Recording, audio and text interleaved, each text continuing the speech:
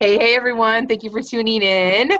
This is Christy. She has been a competitive athlete and always believed that she could do and be the best at whatever she set her heart and mind to. After earning an athletic scholarship to college, that drastically changed. The team mentality shifted to look out for yourself and do whatever it takes to be on top. She developed severe ED and struggled with it her entire college career, and body image issues into her adult life as well. She began empowering herself and getting back to that girl that believed that she could do, have, or be anything that she wanted. She shifted her self-talk and would be saying, what if I was saying this to someone that she loved and cared about? That shift in language and perspective have changed her life and mindset and how she perceives herself. Christy, I'm excited for you to share more about all of this with everyone and dive in more about your story around fear and how that all played out for you. So again, welcome to the vlog. Thank you so much for your time and coming on here and joining us today. How are you doing? I'm doing amazing. Oh my God, that was such a great introduction. Thank you so much. I'm sitting here, I'm like, is she talking about me? Totally me. I love it. Thank you. Thank you for having me. I'm super honored to be here. Yeah, absolutely. This is so fun. So why don't you start by telling everyone, where are you tuning in from? I live in Brooklyn, New York, so the Big Apple. Yay! Yeah. Awesome. I love it. Okay, and then I love to start out with something relatable or interesting. So what is something interesting about your life that you would like to share with us? Let's see. I am a fur mama of a bulldog puppy, which is in the other room right now. So that's pretty interesting, I would say. I'm also, I have a full-time corporate career in medical device sales as well, on top of my fitness and nutrition and all the other businesses that I have going on. So you could say I'm a little bit busy. Yeah, right. That's the thing too. I think everyone has so many different things that we do and have our hands in so many things, but it's all part of who we are. Like you're in the medical field and all those things, and I'm sure it ties in somehow with your past and in your whole journey. So that is interesting. And you said that's full time on top of your other businesses and everything that you do. And you compete as well still, like. Yes. Okay, right? Yeah, so I'm also a fitness competitor. So I'm in the NPC, which stands for National Physique Committee. This is my second season competing in the bikini category. So I have my first show of this season, June 22nd in upstate New York. Nice. Yeah, that just started on Monday. So you are in it. I love it. That's totally. Awesome. So let's dive in and talk about fear a little bit more. Sure. And go ahead and tell us about a significant time in your life when fear held you back from living your life fully. Okay. I would say the most recent fear that popped up for me was, I just hosted this huge event here in New York City called Girl Gang Day, and it was all about women's empowerment with a foundation of body movement and nutrition and mindset and holistic recovery. And I have some fantastic women that I collaborate with. And I honestly, as things were coming to fruition, I knew that this was what I always wanted to do. But there was a part of me like, who am I? Who am I to put on an event? Who's going to show up? Who's going to want to see these people? Who's going to listen to me or listen to these women?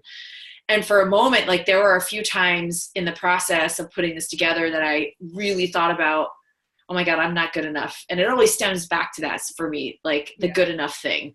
And I really almost canceled it. I almost canceled this whole thing and said, you know what, it's just, but then I had to stop and, think about this. I'm like, okay, if you're making it about yourself, you're not thinking about the women that you could help or the people that you could impact.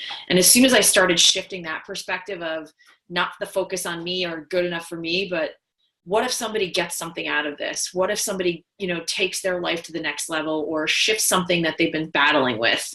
And that for me, focusing on those things actually shifted me to keep going and keep going. Ding. Yeah. Is that the timer on the questions and answers? No. That was just an alarm on my phone going off at a very bad time. That's okay. So Okay, so that the self-doubt about your event. So yeah, we all have that, right? Like we all gut check. Are we educated enough? Are we providing enough? Is this going to be worth all the effort, time, energy? And then is it going to be of service to the people that you're putting it on for? And you said you were working with other people too. So isn't it funny how we think sometimes like, oh, I'm not good enough to do this, but then, like you said, shifting the focus, like what about all those other people that are not only attending, but the other people involved and how it's all coming together? Like everyone put in their time and energy in it. So it's really fun to hear like how we kind of work through those processes, and even if we don't ever share them with people, that they're still there, and we have to move through them every day, right? Like live fearlessly vlog, the live fearlessly part isn't like we don't have fear, right? It's really about the fact that we have these fears every day, whether they're big or small, and we work through them, pull through them, drag us through them, whatever we have to do to move through to the next part of what we are working on. And so you did your event. It was amazing, right? and it came out. Yay! It came out so amazing, and all of my, as you could see, the energy shift and change in the event. It was just, I know this is what I'm meant to do, and it's actually kind of, I guess the domino effect is taking place where I've had some social media influencers in the fitness and health and wellness world in Chicago, San Francisco, Denver, and Tampa. They want a Girl Gang Day event. So like bring your event to them? Yeah. That's amazing. And you did the event in New York then, right? Yeah, we did it. The very first one was here in New York City. Mm-hmm. It was this past Saturday. Yay! Oh, that's amazing. Yeah, it was unbelievable. And it's fun to watch the transition of, the women that come together and they kind of are in their own little groups. But the big part of that kind of just makes my heart happy is everybody was exchanging information and how, wanting to help each other, and everybody, whether their businesses or just connecting, or can we get together for coffee? And that's what it was about. Like, we partnered with an amazing company called Alana Athletica that gives back to female abuse survivors in Sri Lanka. Oh, awesome. So all of the attendees, they had to write out a short little note of encouragement or empowerment, and they got a free pair of leggings from this company, which I'm continuing to partner with and want them to be part of my brand, Girl Gang Day. So it just was this whole big day of like love and, community and empowerment. And it was magic. Like I can't wait. I was just going to say, so tell us a little bit about what Girl Gang Day means. Like, tell us a little bit about that. So my big vision for Girl Gang Day is, I want to create this huge social media frenzy, and I'm looking into how March 30th can become Girl Gang Day. I'm still kind of researching this. Like, how does a day become a National Margarita Day or National Pet Day? Like I'm still in the process of figuring that out. Yeah, for sure. I really want it to become something where it's global and people are creating, whether you're with your girls and you're supporting somebody, or you're giving back to your charity that day, or you're putting together an exercise class, like whatever that female collective tribe community empowerment means. And I feel like there are some key components to empowerment. And for me, in my perspective, and that's why I aligned myself with the people I did, it's about philanthropy. So that's why we picked Alana Athletica to support the women that are female abuse survivors in Sri Lanka. And, it's about movement. It's about moving your body. So that's why I partnered with my friend, Brooke Ashley Mullen. She's the creator and founder of Flipside New York, which is an amazing online functional fitness program. Cool. And then Dr. Beth Westy. So she was, able to talk to women about how to eat according to your hormonal cycle and why the body changes throughout. And then, of course, my beautiful friend, that's a friend of yours, Erin Oberlander.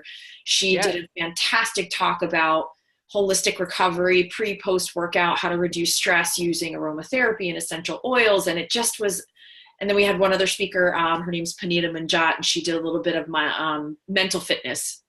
Oh, cool. So I feel like those components, body movement, nutrition, mental fitness, and also just how to holistically reduce your stress as a woman, that's what Girl Gang Day means to me. And I want you to bring your women together, and I want you to have a piece of a little bit of everything, but I want people to take this and duplicate it. Like if it's in your town and you're not close to where the event actually is, like you can do something with 2 of your girl gangs, like go volunteer to charity or put on a workout in your home, and, you know, just little things like that. That's really what I want it to be.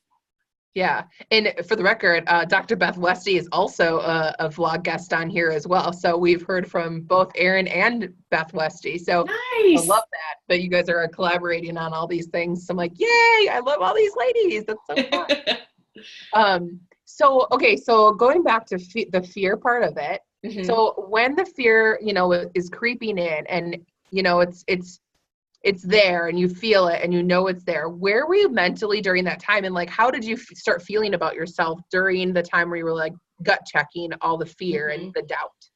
And so I can kind of relate this, great question, to right before I step on stage, because I don't know anything more scary than being in a bikini the size of the palm of your hand and some plastic heels and you're prancing around like posing and like, judge me. Okay. Yeah.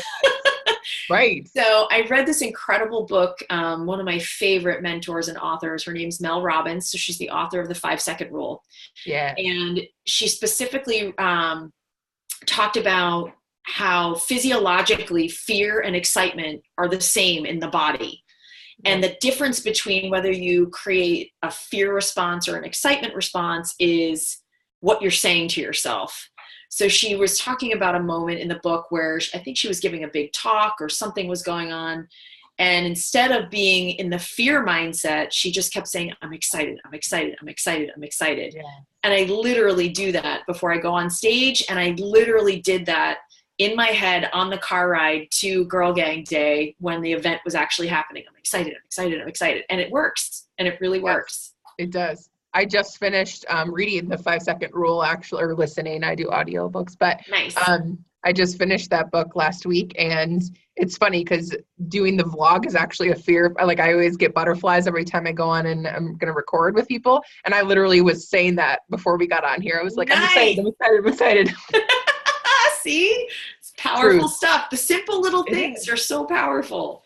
Yeah, absolutely. That I believe strongly in affirmations and putting the intentions out there. And I got so much from Mel Robbins too. That's a great tip. So when you were breaking free from the fears, and you know, we've related that to a couple different scenarios, but so when you do break free from fear, has any relationships changed during the times that you've been shifting through fears in these regards, or friendships or anything like that you want to talk about? I would say, you know, I've shifted quite a few of my friendships. I think the choices of the people that I was surrounding myself with were completely aligned with where I was feeling about myself.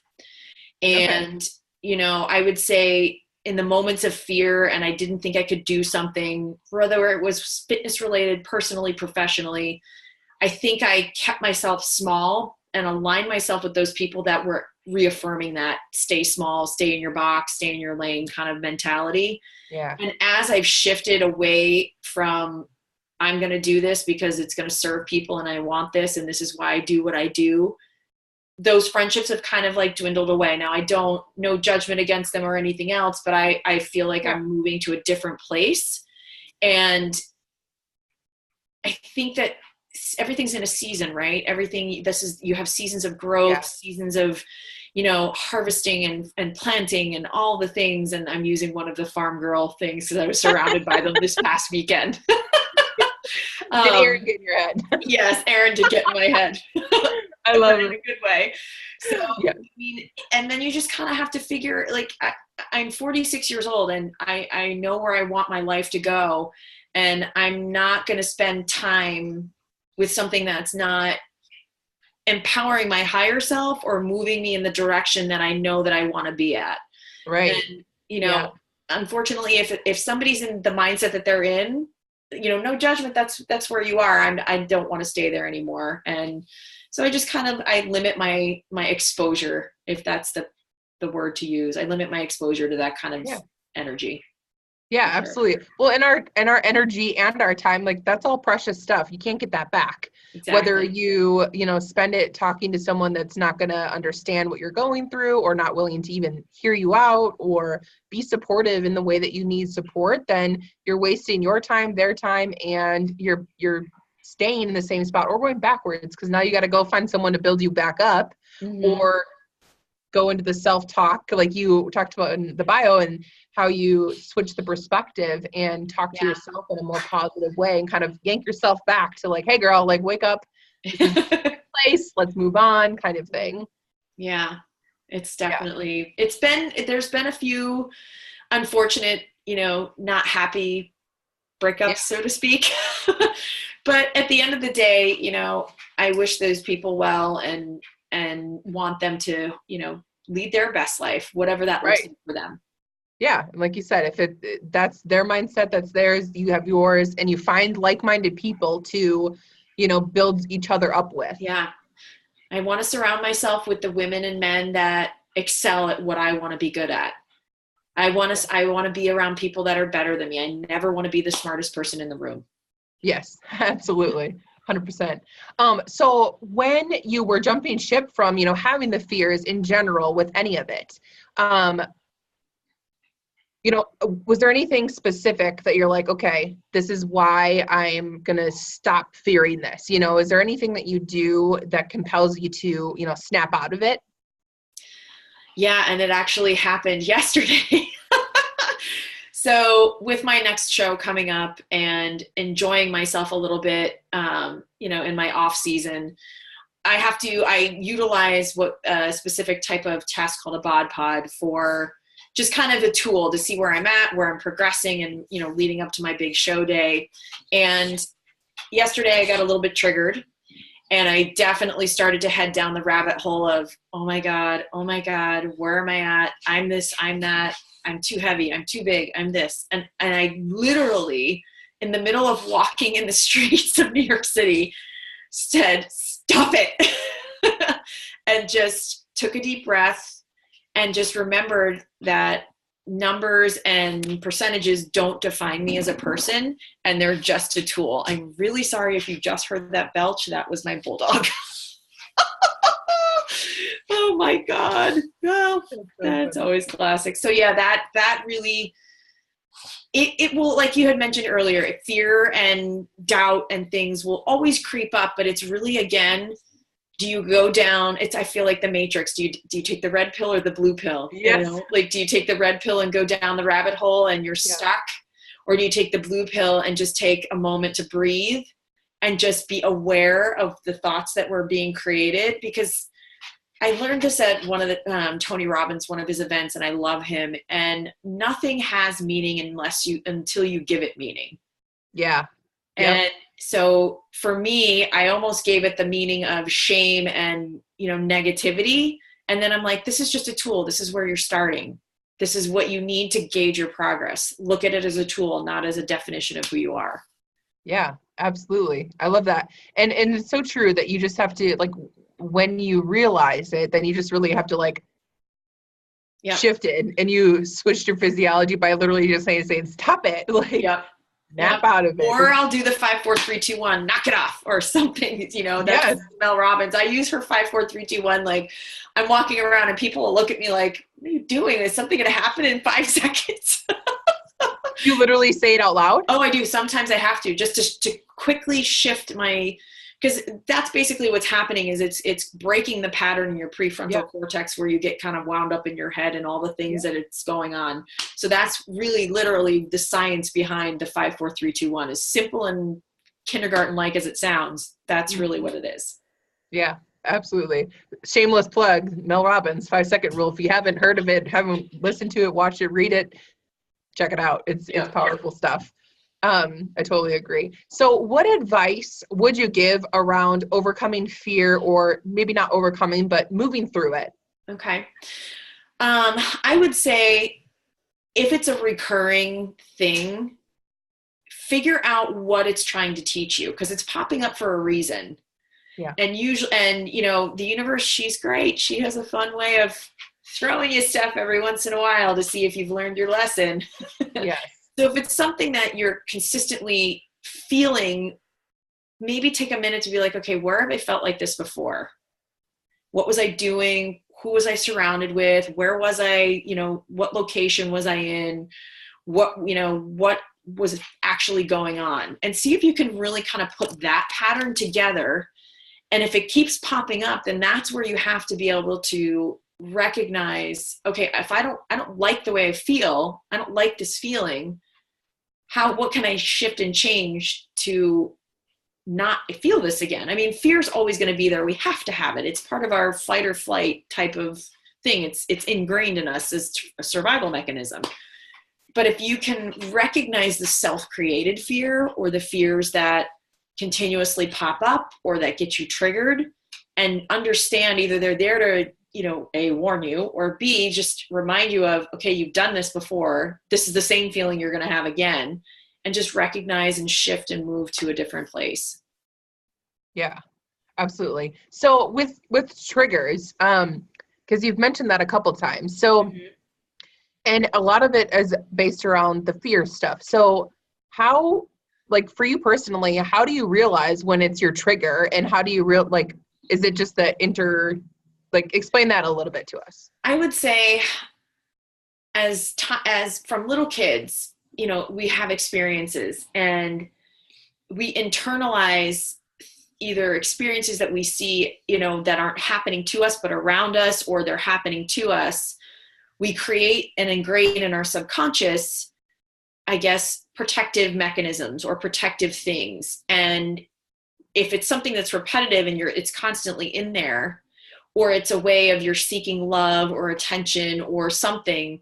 So for me, I get triggered when I have to get on a scale immediately, because throughout my entire 4 years of college, I was weighed in a weight room in front of everybody. Everybody saw what you were weighing.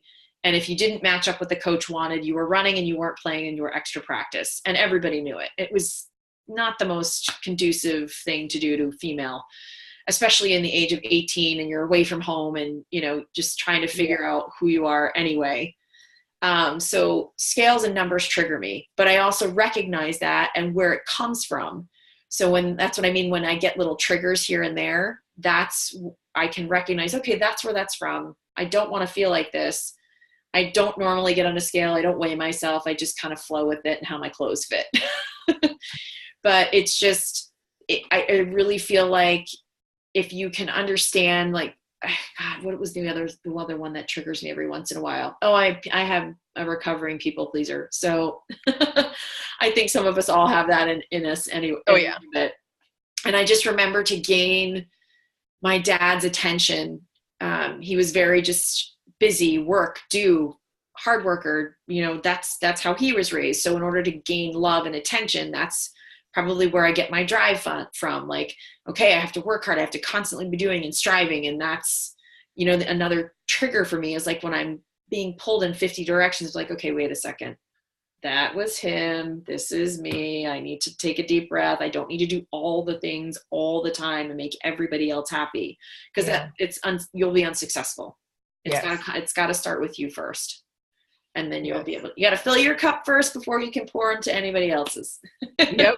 Absolutely. I love it. Okay, cool. Thank you for talking a little bit more about the trigger part of it. And, okay, so I love to manifest, dream, whatever you want to call it, about the future.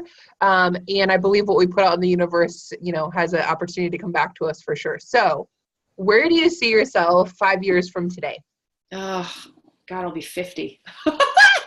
Jesus. So, woo! I'll be fabulous in 50. You're going to be one of rocking 50. That's right. Fab in 50. I honestly see myself no longer in the medical device world. I know that the company that I'm aligned with, it's a smaller startup. I'm hoping and praying it's sold by then. And my big, big dream and goal and vision is I want Girl Gang Day to become something that is almost like a world tour. I envision it being, in multiple cities. I envision people creating their own or stemming off of it. I envision that, my big dream is to fill a giant stadium. Like I want a Girl Gang Day that fills a football stadium one day. Like That's awesome. that's really what I want. I want there to be this movement of, you know, empowerment, and these are the things that it can come from. And, you know, just no matter shape, size, what you're into, I don't care. Every human being on the planet deserves to have peace and love in their heart and work on themselves. And just, yeah, I know it's a cliche hashtag, but live their best freaking life. Yes, YOLO. And that's awesome because you're teaching people, showing people, you know, that there's multiple ways that they can achieve that, which is everything that you put all in mind, body, like everything. Yeah. Excuse me, everything put together. And you're giving them the tools so they can live their best life, and also find connection with like-minded people when they attend that event, which is the hugest part that I think that people are really missing is the connection. Oh, I feel like, honestly, I know that their animal species are, you know, extinct left and right, but literally we're like this all day on our phones. Like there's no this at all. And when I speak to people or when I'm coaching them with nutrition or whatever it is, they just get lit up like Rockefeller Center at Christmas time when they actually have a conversation with somebody, or somebody actually wants to listen to what they have to say. Right. So I'm trying to, you know, prevent the extinction of human connection. Yeah, seriously. That is, and I truly believe that's where a lot of anxiety and depression, like those things came because we've created the monster of sit behind your computer, construct the perfect response, construct the perfect selfie, and like all these things that aren't real connection with people. And I think that, you know, Facebook, they set out to be a connection platform, and it's created the complete opposite, is disconnected everyone. And so I personally love going to events because you're literally filled in a room with everyone that's like-minded. They're looking for something more, something connection, and you're at a specific event because you are like-minded and you have something immediately alike with the people that you're surrounded by. So how can you not like have a good time and build connections when you're face-to-face with people? So I love that. The filling a stadium, like I totally see that. That's an amazing goal, and I can't wait to see that progress. That's exciting. I know, I'm super excited about it. Like I want to get through my fitness competition season, and then I'm actually going to be down in Florida for my corporate job, but I'm also meeting and planning probably Girl Gang 2 down in Tampa, Florida, and then off to Denver and then San Francisco. That's awesome. Yeah. Traveling's good for the soul. I do it very often, which is great. I love it. I get to connect with a lot of people. Yeah, absolutely. I love that. So where can everyone connect with you, Kristi? So I am at Krisit Data. That's KRISTIDATA on Instagram. I'm also Krisit Data on Facebook. And then my website should be done in probably another week. I'm really excited. So it's just kristidata.com. And then you will be able to find some helpful tips for nutrition, fitness. And then I'm also a certified values coach through the Dr. John DeMartini Institute. So I will be launching some coaching for that as well, which is great. Sweet. Yeah. Awesome. Is there anything that you would like to leave the viewers with, a last message about fear or anything? Don't let the fear that you are experiencing ever hold you back from being who you really are inside. And who you really are inside matters, and you're important. And really find that tribe and like-minded group of women, men, whatever it looks like for you, and just create that energy of support and love and encouragement, because I get to do that all the time, every day. And I honestly never, if you were to ask me years ago, would I be doing something like this? I would have no idea. Yes, absolutely. I love it. Well, thank you so much for your time and coming on, sharing your knowledge, telling us about Girl Gang Day. It's going to be a national thing, guys. I'm super excited to see that evolve and support you in that. So thank you so much for your time. Everyone that's watching, remember to love yourself and live fearlessly. Thanks, guys. Yes, thank you.